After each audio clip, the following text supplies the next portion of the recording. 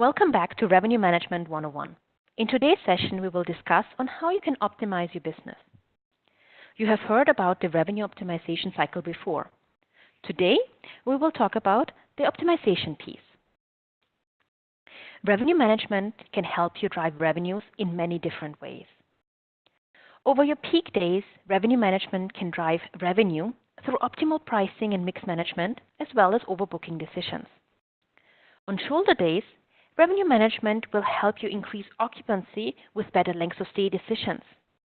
And on all days, it is important to get the bar rates correct and drive revenues. Last but not least, revenue management drives performance through group pricing and displacement analysis. Okay, let's start to go more in detail with mix management.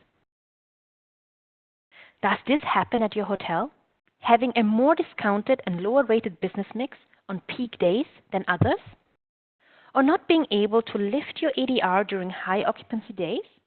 You can see this in the lower chart, where we show one line for the ADR, which is black, one line for the occupancy, which is the red line. We have sorted it from low to high occupancies, and you can see your ADR is not increasing while the occupancy is going up. This shows us that you are not yielding your business and you're not able to get higher rates during your higher occupancy days. Why do you think this is happening?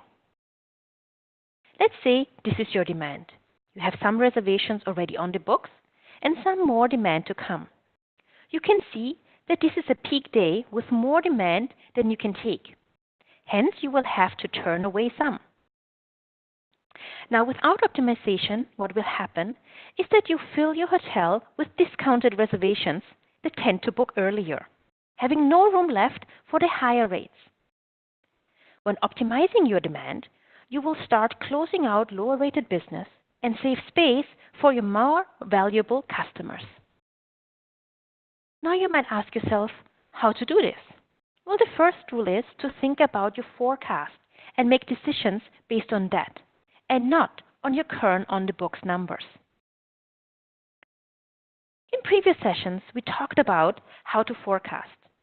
So when you have a day with more demand than you can accommodate, start closing out your lower-rated business and protect space for your most valuable customers. An easy way to do this is to group your similar priced and yieldable rate plans together, and then close these groups or buckets when needed. Let's look at some of the most common segments. Discounts. When forecasting high occupancies, start closing out your lowest discounts and move up from there. Corporate. As you know, LRA are always open. However, you can start closing out your NLRA or non-last room availability accounts during peak days. For wholesale accounts, stop selling free sale rates and ask for your allotments back, so you can sell the rooms to higher rated guests. Lastly, your groups. Make sure you reconfirm the number of required rooms and release any unneeded ones. As well, run displacement analysis to ensure you take the best pieces of business only. So what's the impact of doing all this? Let's look at this example. We have moved just 5% of business from discount into bar. Plus, do note our segment ADR stayed the same. For bar, before it was 130 and after it was 130. For discount, 90 and 90, and so on. So we did not increase any prices within our hotel. But by just moving 5% of business from one segment into the other, in this 200-room example, you were able to increase your rate by $2, which amounts to about $100,000 a year. Here you can see how small changes in how you run your business can have big results to the bottom line. Let's see how you can drive business through another way. Let's talk about overbooking. Are you full one or more days before arrival, but in the end you never sell out? Well, then you have to overbook and sell more rooms than you actually have in your hotel. Why do we do that? Well, because not everyone with a reservation actually turns up at your hotel. But how many rooms should you overbook? This really depends on your hotel and your location. So think about you being a hotel in the Maldives. There's nothing around but sea. You are in an island. Well, in a case like this, it's not very easy for you to walk somebody. Hence, your overbooking numbers might be lower than if you were a city center hotel. Another area to look at is the size of the hotel. The bigger your hotel, the more people with reservations will not show up, hence the higher your overbooking numbers. But as well, think about no-shows, early departures, extensions, amendments, late cancellations. These are all changes in reservations that are happening to your hotel. Think about these numbers and track them by day of the week and by month. So you know how many of these are happening. And if you know you always get on a Tuesday 10 no-shows, well, you know that maybe next Tuesday you can overbook by 10 rooms, and so on. But as well, think about how many walk-ins you get. If you have a lot of walk-ins to your hotel, the number of overbooking rooms is lower because you can fill your hotel with walk-ins instead of having to overbook the hotel. But as well, think about your guaranteed versus non-guaranteed reservations or the business mix you are having in your hotel. If you have a lot of guaranteed reservations, the number of overbooking has to be lower than if you know you don't have any guaranteed of somebody showing up or not. Group wash. Have you actually washed all your groups way in advance and you have a confirmation from the group manager? Or is it more of a let's see how many actually will show up at day of arrival scenario? Crew business. Crew is normally very stable and there's only very little wash. So make sure you have your crew rooms protected. Your allotments.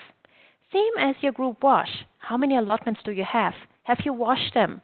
And how many days in advance do you normally get your allotments confirmed? As well, arrival pace. If you know you have a very short arrival pace, you don't have to overbook it by that much because you know you can pick up reservations very late in the game.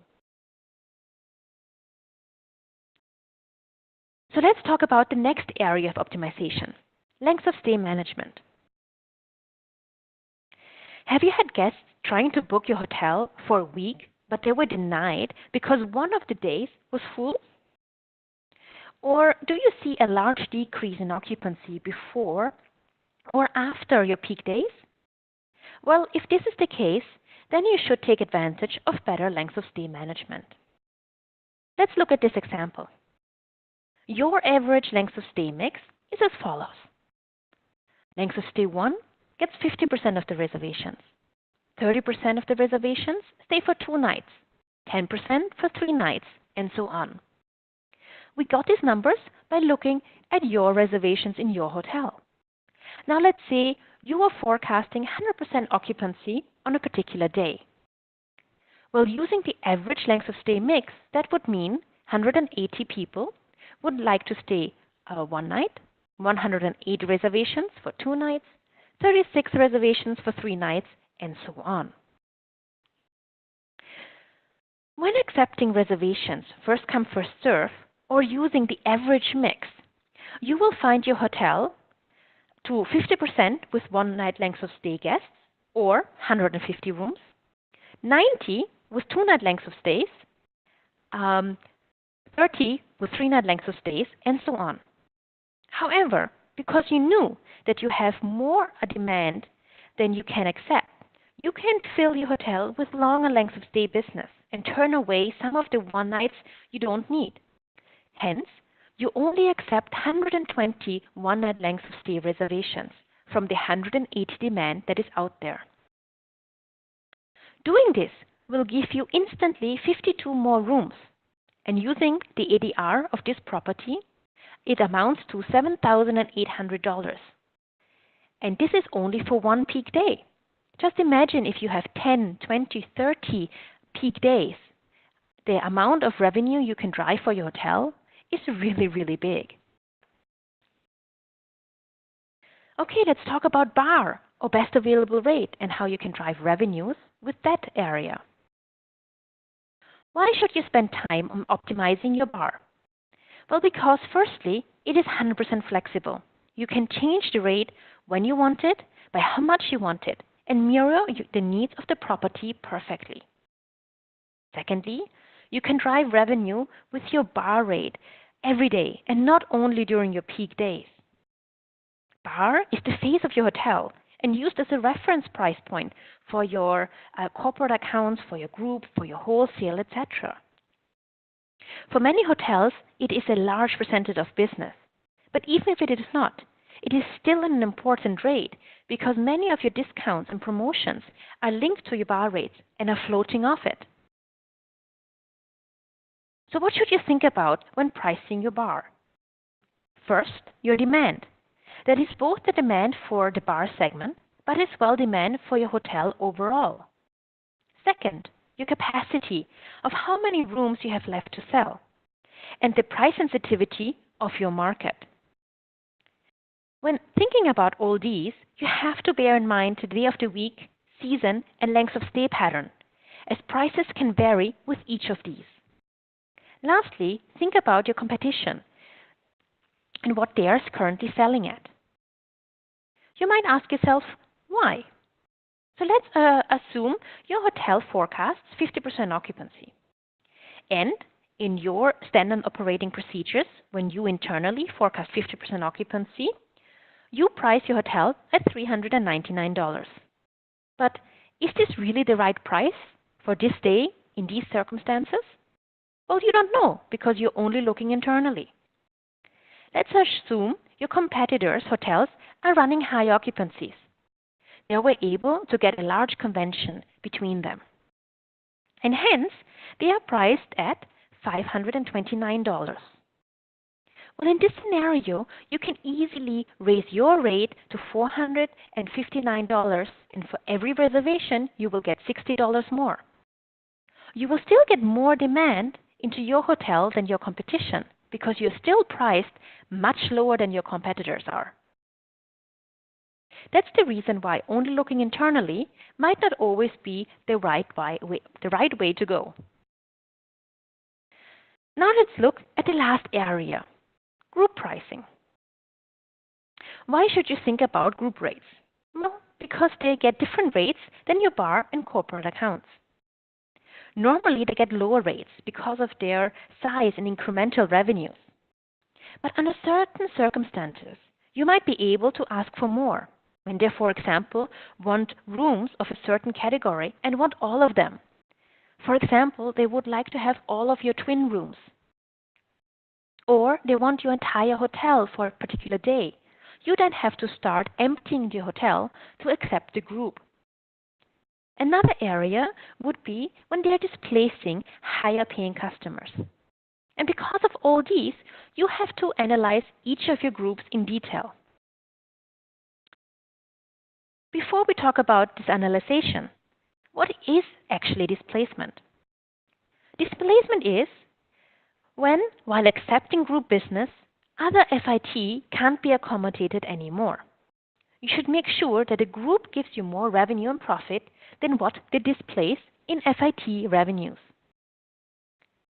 Make sure you look at the following items when deciding to take a group. The group rate versus the rate of the business you are displacing. You should look at this in relation to the room nights of the group versus the amount of room nights they are displacing. Look at how much the group will spend in your hotel versus what FITs normally do.